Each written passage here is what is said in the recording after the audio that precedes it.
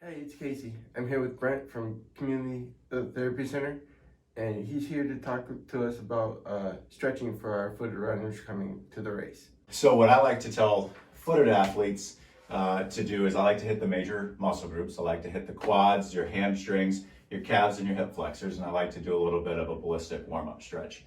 If I'm doing a pre-game, pre-race type of a warm-up, I like to do a nice little hamstring stretch, and I'll do like a walking hamstring.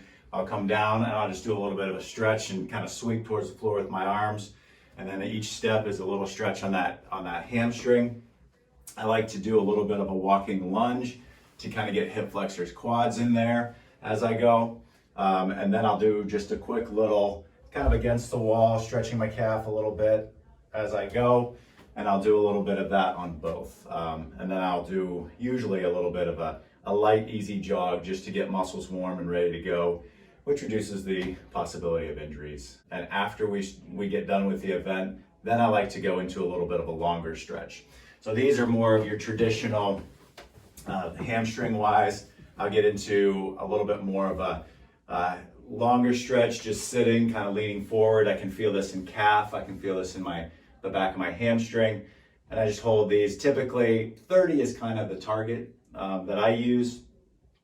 Again, there's some varying information out there on what's the best. I like the 30-second holds for these.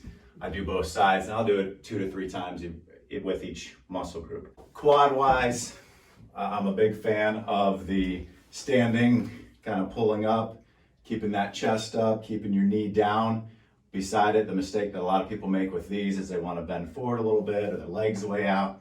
We want to steady, we want to keep the head and chest up, and you get that nice stretch on that quad muscle. Hip flexor wise, again, same thing, a lot of different ways.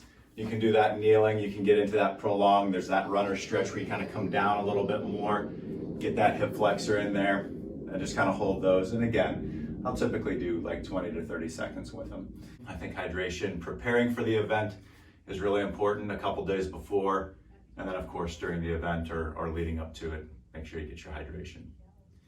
Thank you, Brent, for those awesome tips, and we look forward to seeing everybody at the race.